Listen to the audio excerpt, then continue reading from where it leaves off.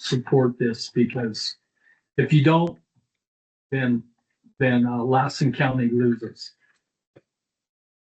So I'm open for a vote. Well, Chair, Yes. the items for seeking directions, and I think it's just a matter of getting consensus for what terms that you want to set for this agreement. Bill and I can prepare an agreement to bring it back for a formal vote at that time. And so from what I'm hearing is there's consensus for allowing the Wrestling Association to use the building for, is it 1 year or 1 season? Discussion. Mr. Albaugh is up for. Yeah, a couple things I wrote down, I would just like to see it just for the season, so I don't know. I've talked to the coach, and, Okay. whether it's the 1st of April or April 15th, whatever, that's 26, so it's just for the one season. I'd also like to see in there that they would be responsible for all damages and repairs. That's a standard term of the fair contract, and that would not be adjusted. So what I'm hearing, so we can go this term by term. I hear board consensus for 1 season length, or whatever remainder of the season. Is that Yes. consensus? Okay. And then I don't know. It just seems to me that $20 is too low to cover our heating and electrical costs. Maybe it's not. Maybe it's $25 a day. I don't know what it is, but we need to have that rate set so it's going to cover our costs. Because I don't want to see this being as a gift to public funds, because that's not what this is for. This is to help the community, but we can't make it a gift to public funds. And with that, we've got you're going to use a floral building, which isn't that used anyway, but yet they're also going to move it out of the way if there is a need, or if it comes up, that they're willing to do that. And I think that needs to be put in there as well. That's to be made available for other uses other than just this one, so that it's Absolutely. use. And I think that needs to be in there as well. Okay. On that note, Bill, how many times during the winter has that building been rented? To my knowledge, 3 or 4 times. 3 or 4 times. Yeah, it's not the high demand building that Jensen Hall or even the industrial building is. And that's why we chose that. And I would also ask that we have some findings in a resolution or the contract or whatever. Yes, You're much more. the government code section that I cited at the beginning of my comments, allows for the board to do this. So there is no gift to public funds concern when it comes to the reduction in the rate or anything like that. So, the law allows us to do this. We will have, as part of that, the contract will come back with a resolution where you can make the specific findings of what the public benefit the county's receiving by making this agreement will be in, youth sports, education, keeping them off the streets, and et cetera. That's an easy thing. I think what we just need is, And then can it be done by next board meeting? we can have this by the next agenda. It should be a minimal adjustment to the standard contract. Yeah, the contract can be done today. So what we just need is, I think, clarity on the specific terms. So what I'm hearing is we have consensus on the length of the term. Do we have consensus on the non-exclusive use provision that Supervisor Alba has suggested? What does that mean, non-exclusive use? So that if there was another entity or organization wanting to use that same building during the time this season, they would be able to come in and use it. Any user consensus? I'm good with that. Yeah, I'm good with it. Okay. All right. And this will have to kind of defer to Bill. I hear there's, Supervisor Alba has requested how much is an actual amount for the rent to cover at least the bare minimum costs. I don't know what that would be. I also heard that the chair has suggested a no cost agreement. So I think we have to cover our costs. And I think that's more than fair. Just to cover our costs. Yeah. We have to. I don't believe that the gas in that building is metered separately. So in order to get a definitive covering the costs, that's going to be a struggle. Or just a ballpark. With the $20 per day would be, I mean, just quick figures, 400 a month. And it's only a 3,000 square foot facility. So lighting is very minimal. Heating would be the only consideration. And as long as that was adjusted properly with thermostat so that it's not heated all the time, it should not, that should cover the cost. When it stays empty, where do you set the thermostat at on that monitor? Turn it off. Oh, it's just off. Yeah. So there's no water or anything? No, the water's off to the building during the winter time. Yeah. So it'd be just a matter of heating and I mean, I can ask the group, how warm does it need to be? I mean, You would like it warm, but again, we only do it for an hour and a half for the Right. practice, so it's Right. not the whole day heating. so, a few hours of heating a day. Is there a timer on the thermostat? What if they're gonna practice at 4, you can turn on the thermostat Yes. at 2 and Yes. shut it off at 5? Yes, You can make those modifications. absolutely. I'd be in favor of the $20 fee, knowing it's only gonna be for a few months for the season anyway, so. That's actually, again, it's probably somewhat of a hardship for an organization wasn't planning on that fee, but again, we're back to a community service and public funds. Well, That isn't a factor.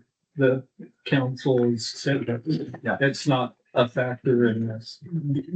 Yes, because of the government code 26327, you can, if you make a finding that this use of this building for this purpose is for the benefit of the citizenry of Lassen, you can set the terms of the lease at what you think is appropriate. You don't have to, for instance, rent it at fair market value.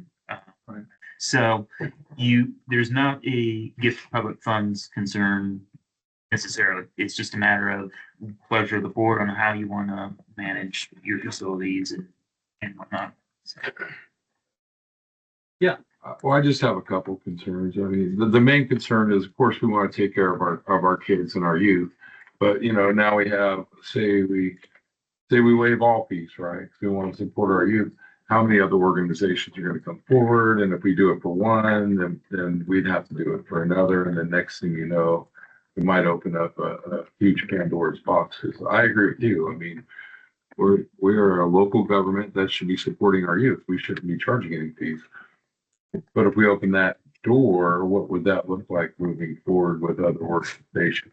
That's my main concern. and that is kind of what I referenced when I said what I've seen in other jurisdictions is this type of use of this government code is in the broader context of a program where the board has already established, criteria for when, an entity or an organization could essentially qualify for consideration under this code. So, Right, and I believe that, getting the rug pulled out from underneath them, in the middle of the year, justifies, Extenuating circumstances. yeah. so I mean, So that, it's not like they're coming and asking for a multi-year, no fee. They're coming here because right now they have no choice. understand. And they, are, they had planned and I know exactly the way they feel. We had over 100 kids in that program and the college pulled the rug out from underneath us at that time. And that's a pretty deal for Lassen College to do that. Understood, and perhaps part of this discussion could be for staff to maybe help develop and bring back as a separate item some sort of policy or protocol for consideration. That would include extenuating circumstances for the entity involved, emergency circumstances. Right, and the rest of the youth organizations around here, this is a unique situation. Yeah, I think council has pointed out all the four corners of it with those additional findings with the youth, for the kids, and with the emergency nature of this. That broader government code works well with that, and that we aren't setting a precedent. And I think the $20 is very reasonable. That $400, I can keep my family warm for $400 a month. So I think that's more than reasonable. Whether you decide to have no fee or $20, with those additional findings, I think we're pretty square. I concur. I'd be certainly happy to reach out to both the city of Susanville and Elmwood and see if we can get a better analysis on that building and what that building uses. No, I don't know what that looks like, but I certainly don't mind asking the question. I wouldn't want to drag this out any farther than we have to. I mean, their season's already started. Right.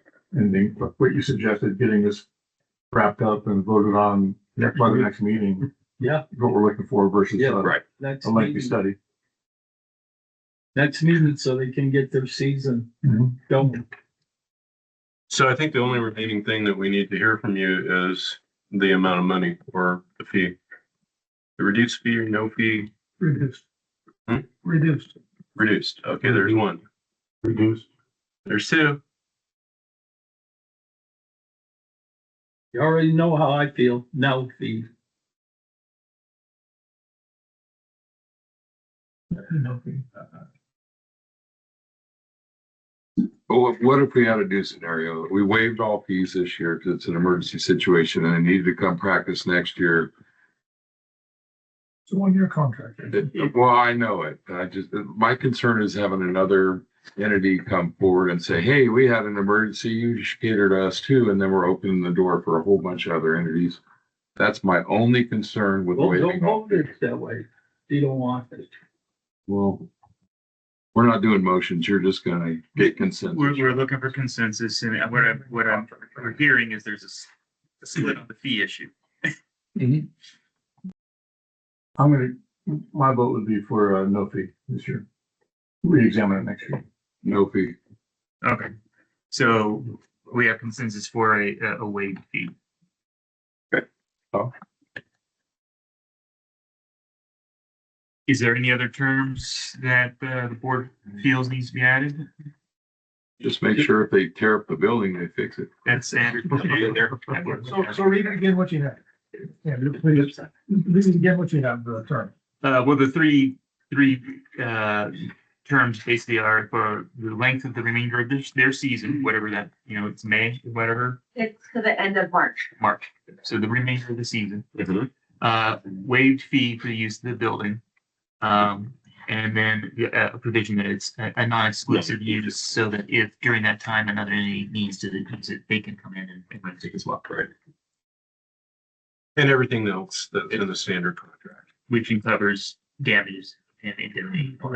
And there, I mean, I don't know about, do they have to have some sort of liability? Oh, absolutely. So, Yes, you gotta carry some kind of. That's a standard. okay. Yeah, that's part of the standard contract.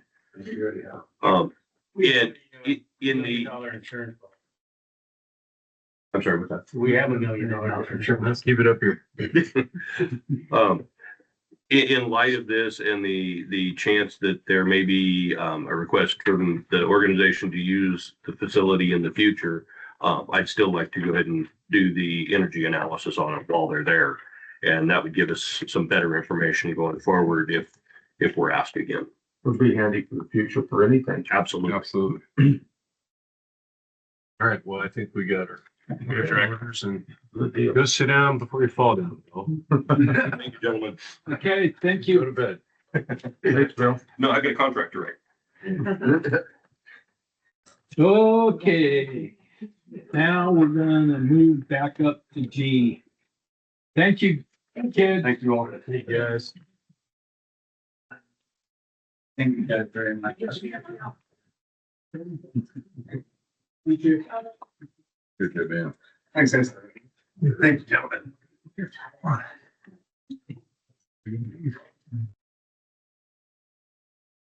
Okay, we're going to go to the G information and consent calendar.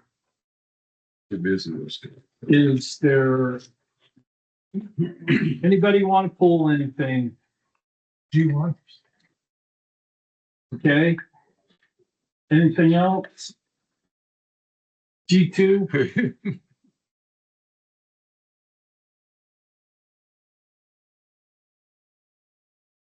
All right.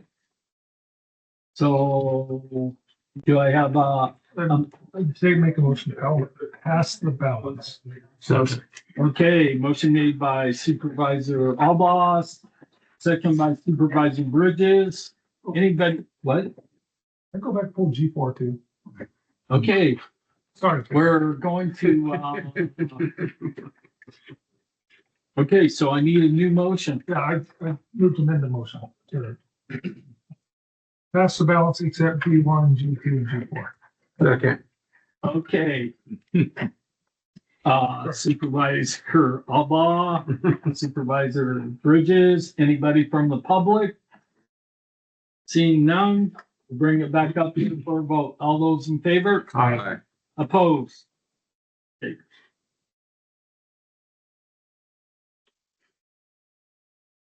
You want? All right, we are going to G1. Good morning, Board of Supervisors, Mr. Chairman. I'm Sarah Howell, the Assistant County Clerk Recorder. And you've pulled our item, which is the certification of the election results that were held on November 4th. And you guys have the floor if you have questions. I do. On this one page here, you have the, like MB2, 113, et cetera. What are all those mean? Those are our precincts. Those are the precincts. Mhm. Is there a way you can delineate them out a little bit easier so I would know which ones are Doyle, which ones are Beaver, which ones are City of Susanville? We have that information, but our system doesn't report out like that. It's not broke down. Can you make a report out like that? Or you No. have to do it like this? No, it reports out like this. You have to create the election. You have to tell it, it's an identification within the reporting system for the election that it has to coincide with what our election management system has. And these are the identifiers for the actual precincts themselves Okay. that have all the address information and everything. So I have to come see you and see what precincts. are. Yes, you can. Got it. Yes, that's where that's where the mapping comes in handy. You could get a map of the precincts and stuff, and then you could see where they correlate on the map. Okay. Mhm. So, but is it like the 118, that's District 1, the 200s is? Yeah, typically, yeah, the identifiers in the front, so all of the 100s are in District 1, all of the 200s are District 2. So what's So on and so what's the CP and MB? What's Those the- are our consolidated precincts. Those are the precincts that go. So if you'll see the CP number and then you have the district numbers in front, the CP number means that those are set up in polling locations. We actually have a vote location for those precincts themselves. The MB in front of all of those, that is a mail ballot identifier. That means that there's less than 250 registered voters within that precinct. And so it becomes by government code, an all mail ballot precinct, regardless if you live next door to the voting precinct, but you're lying and you fall within that mail ballot boundary or that district boundary, and there's less than 250 voters, you don't have a polling location. You are mailed a ballot. Very cool. That answered my question. Good to know. That's it. Anybody else? All right. I would move a approval item G1. Second. Okay, motion made by Supervisor Alba, second by Supervisor Scanlon. Is there anybody from the public? All those in favor? Aye. Opposed? Thank you, Motion guys. passes. Have a good day. Thanks, Sarah.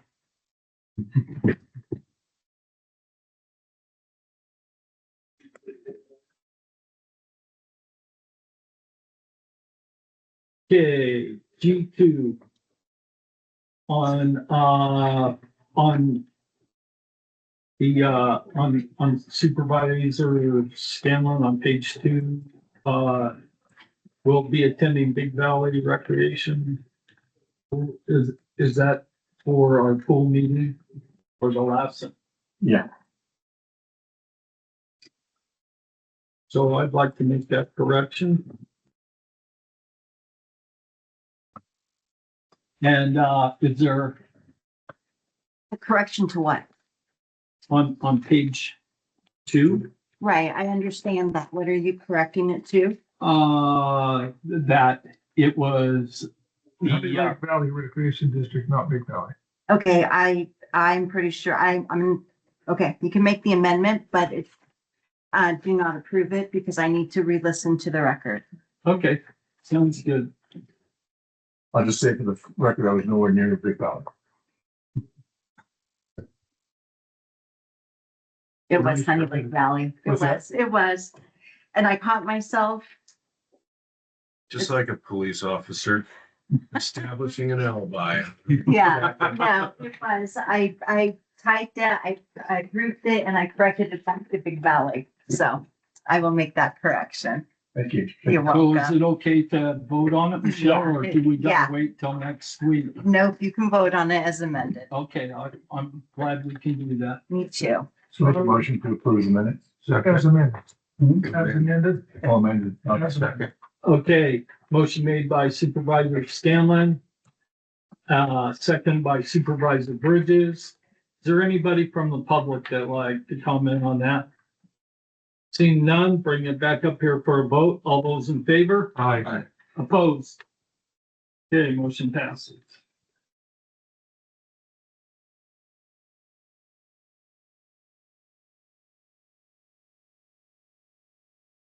Okay, and, we are on to G4.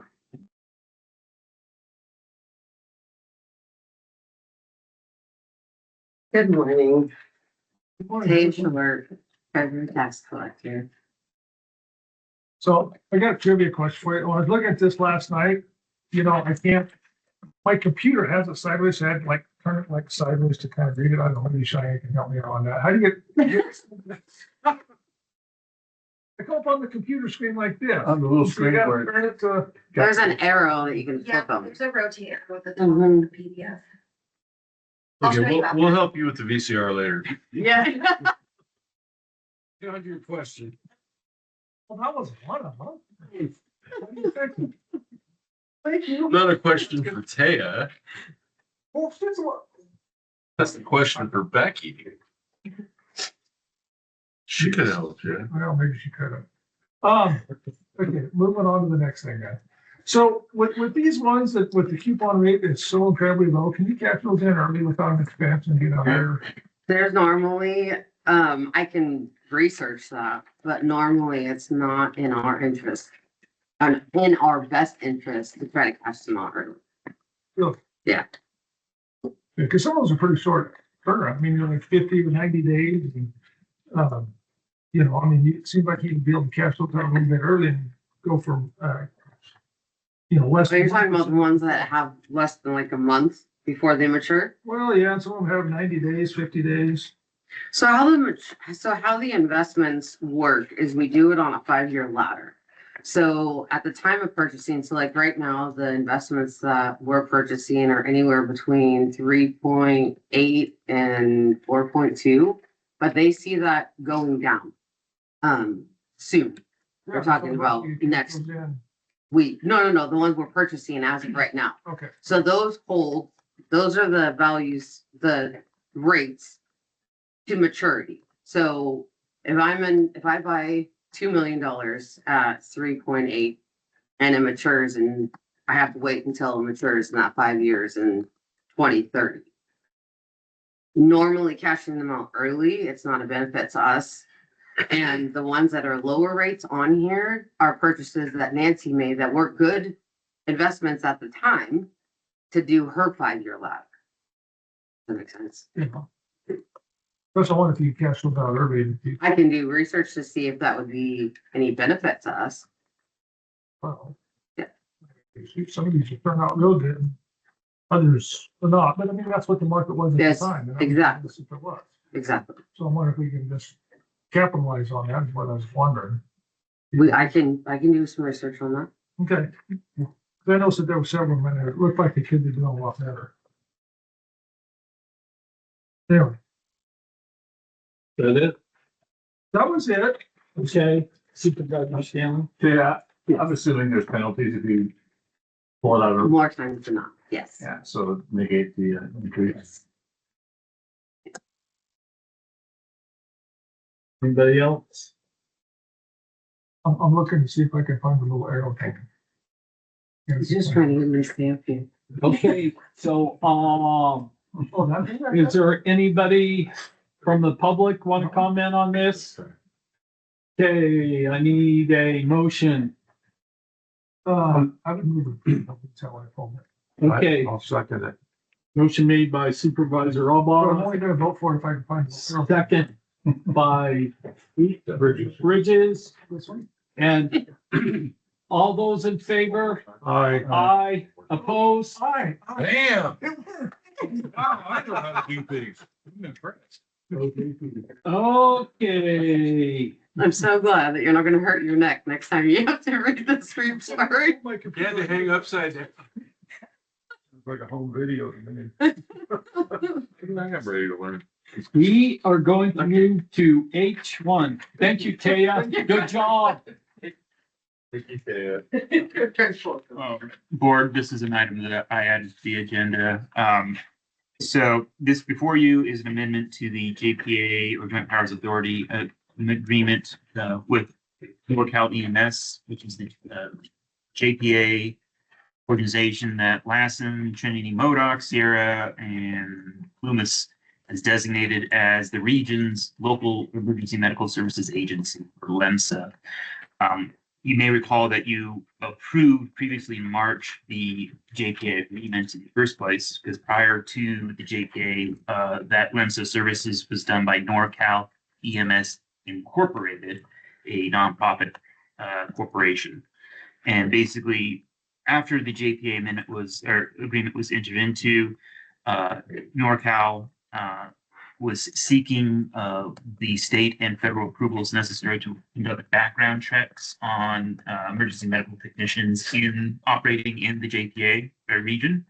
And they had managed to secure the approvals from the state of California, but they are still waiting approvals from the federal government, because the federal government is known for its efficiency. And we've also seen some issues with how the federal government's been operating lately. It's with the shutdown and whatnot. They are having delays on getting those approvals.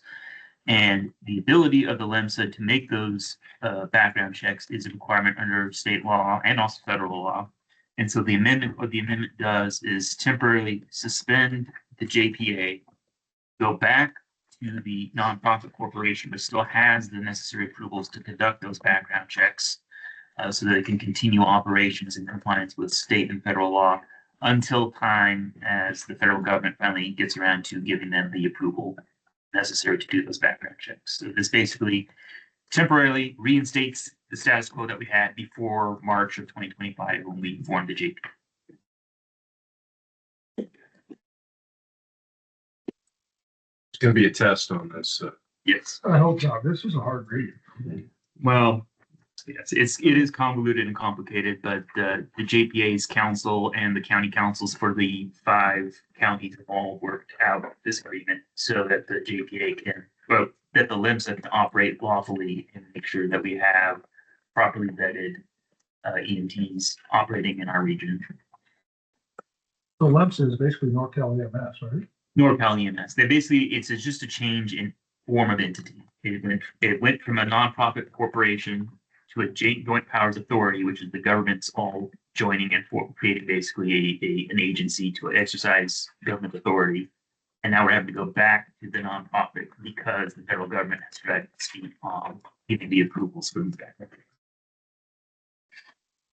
And so there's no fiscal impact. It is, the county's contribution to the LEMSA remains the same. It's just changing back for Just making paper trails all you want. basically. And so that we can still use the nonprofits authorizations to do those background checks while we wait for the federal government to get around to review GPA, the same approvals.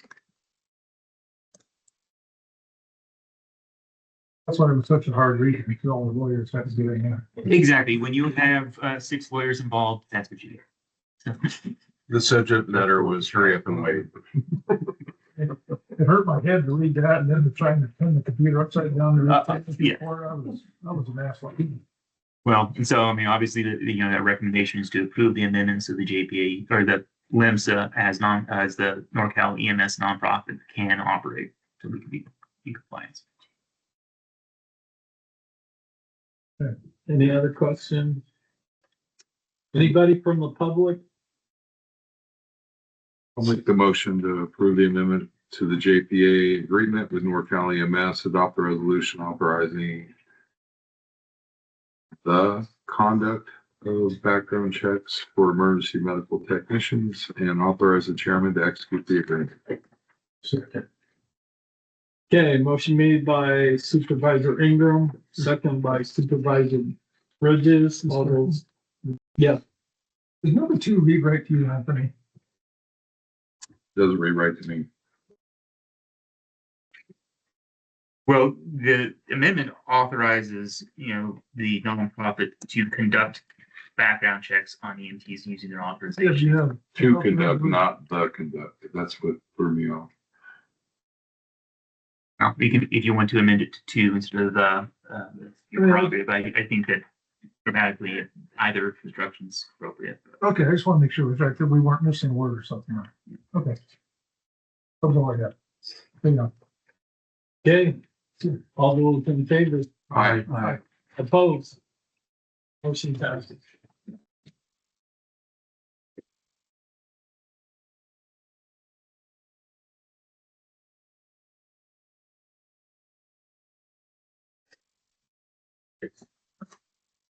Okay, we are moving on to H3.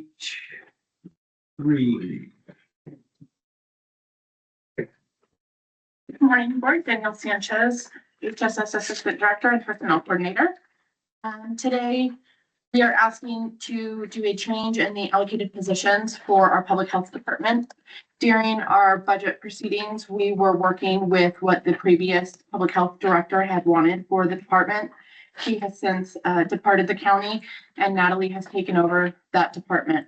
In working with her, she has indicated that she would like to unfund the program manager position and in exchange fund an additional administrative manager position within that budget. In analyzing the cost savings, it looks like it would be a savings of about $17,300 approximately in the starting range for the change in positions. And it's something that she would like to move forward with immediately.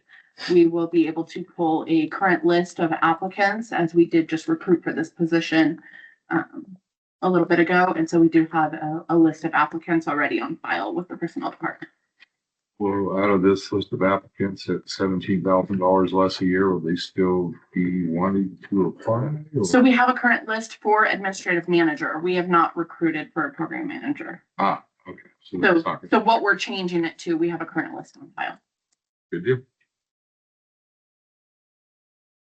Natalie spoke to me about this, and so does Danielle. This kind of represents Natalie taking the helm and seeing what she thinks is needed, and I'm all for it. What's the difference between a program manager and an administrative manager? So a program manager is a mid-management MPA level 26 range. An administrative manager is an MPA range 20. So it's a 6 range difference. But being that the public health department runs its programs through a program coordinator function, those are a higher level paying position within the UPEC unit. And so you have compaction with the program manager level and the program coordinator level. They're almost equal when you look at the pay scales. The function that Natalie really wants this person to take over is more of the administrative duties, the checking of the timesheets, There is a specific program or home visiting program that needs a management level person. This person would take on that as well and provide supervision to that unit. The program coordinators are responsible for their programs, so we didn't really identify a need to have a program manager oversee them, as that's Natalie's role as the director of the department.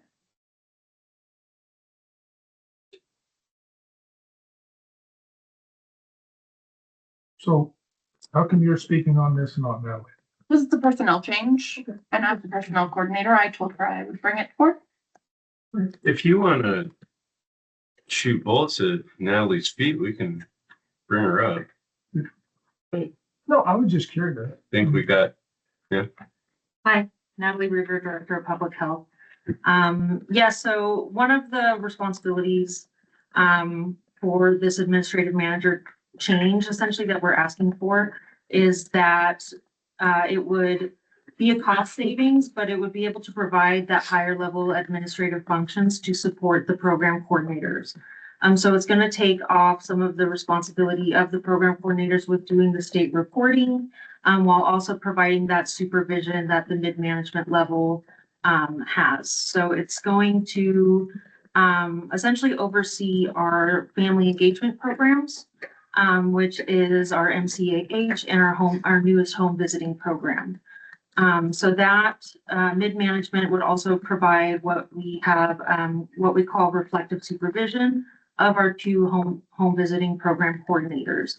That is a requirement of their program to have that reflective supervision, and this mid-management support would be able to provide that. So you have an additional administrative manager, so we just give you that. So we have two if we have the second administrative manager, the current administrative manager that we have does more of the fiscal and grant oversight. So specifically, I have them working on like our work plans for the grants, working with the program coordinators to make those adjustments necessary and communicating with the CDPH and being a state liaison essentially. So the second administrative manager would be specifically over the family engagement programs and providing more of the state reporting regarding, say, like case counts and the reflective supervision component. How long has the program manager been vacant for? It's never been filled. It was just refunded during this current budget cycle. It was unfunded last year because we didn't have a need for it then. When Brandon came on, he decided that was something he wanted, and then we did not fill it before he left, and so it's remained unfilled. It's not been filled in multiple years. Perfect. Thank you. So the people that are going to be put in those positions are at a lower pay, and then they're gonna come into a higher paying position?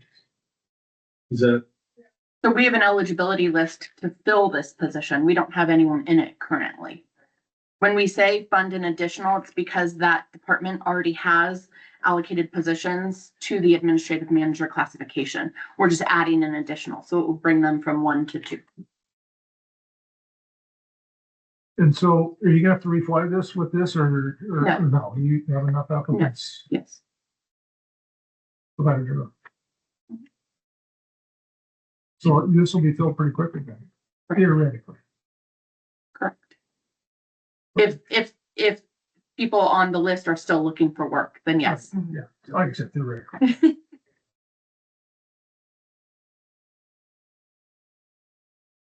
Okay. I'll make a motion to unfund one vacant full-time employee program manager position with public health and fund an additional FTE administrative manager position with public health. Okay, motion made by Supervisor England, I'll second that. second by Supervisor Scanlon. Is there anybody from the public? Okay, seeing none, bring it back up here for a vote. All those in favor? Aye. Opposed?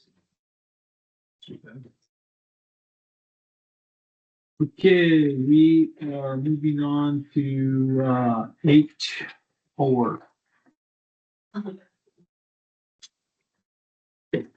Good morning again. Ted Short, Lassen County Treasurer Tax Collector. And then bringing to you guys, the resolution to approve our tax sale for this year. That will be held on May 15th, and it will close on the 18th of May. And the properties that are not sold will be re-offered in June on the 12th through the 15th.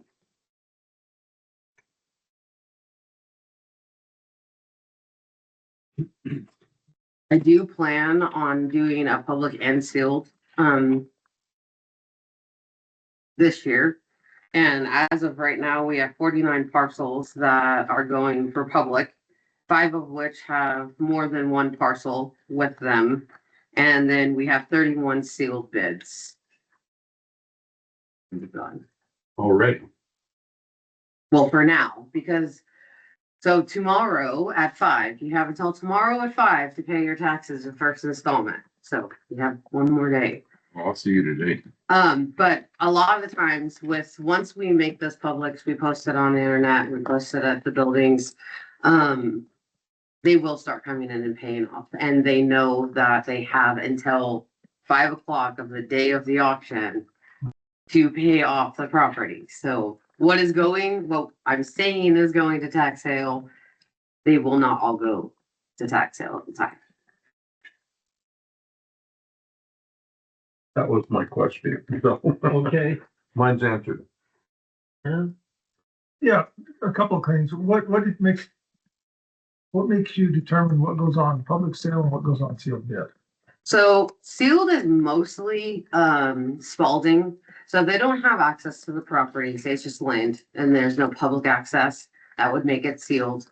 Spalding, you have to have 4 of their parcels to make it to where they can build on it. So when we get the maps, if it's only 2, we have to offer it to the neighbors because they really can't do anything with the property unless they have others already. So that's the sealed. Mhm. Okay. And then, okay, that makes sense then. So what if the neighbors don't respond? So that's why sealed is harder to get rid of. And I am gonna start doing sealed every year. If the neighbors don't respond, we hold them. They stay under the owner's name and they stay delinquent on our roll, which we don't like to see. So is after a certain amount of time, sealed doesn't work, it could actually go to public auction? No, they can't go to public auction, but I can offer them for $1 and hope that somebody decides, okay, $1, I'll take it. The neighbor. Yes, whoever is in that area, yeah. It's also the neighbor. Yeah, we get a list we go through, I'll take 3. title, creative title, and they give us a listing of who we need to reach out to. And if they already have 4 lots, adding a lot for $1, what does that do to your tax bill? So it's not like, Right. if it can't be moved, why would you do it? That's great. They're stuck. All these aren't Spalding though, are they? No, not all of them are in Spalding. No. But if they're just little lots of land we can't tell if that they have public access to, we have to offer it to the neighbors. So if there's no easement to the Right. property, then it has to remain Right. built. Now, what percentage of these, when it goes out, what percentage people come in and pay their bill here? A lot, for the public side, not necessarily the sealed, but on the public side, I would say maybe half, Over half will come in. around half. Yeah. Do they have to pay this whole amount, or do they just come in and? They come in and pay the delinquent and the current taxes, and it has to be certified funds, so we know it's gonna go That's through. smart. Yeah. I've always been curious, how's that work? So like that day comes Mhm. and you go all through the day, waiting for people to come in and pay their bill. And when do you let people bid on them? So that is all done through bid for assets. So we don't do like the courthouse thing anymore, none of But those. it's subsequent of that day then, because you Yes, wait all day for people to, okay. Yeah. Got it. And then one other question, when I minimize something on here, I can't seem to get it to maximize on. No? That's another little button at the top. Too soon? Too soon? We That's have where we have our wonderful IT lady right here. Is that a control situation? Pick it on me, Taya. I thought you guys were picking on me. No, I have a legit question. Any more questions? Okay, I'll make a motion. is there anybody from the public? Seeing none, bring it back up here for a vote, Gary. I'll make a motion to adopt the resolution. Okay, motion made by Supervisor Bridges, Second. second by Supervisor Ingram. All those in favor? All right. Thank you guys. Thank you, Taylor. Thank you. See you later. Okay, moving on to county administrator. I have nothing for the board unless you have any questions of me. Reminder, we're going into closed session. Okay, Take a 5-minute break. absolutely. Oh, yeah, we powered through all that. Yeah, my niece.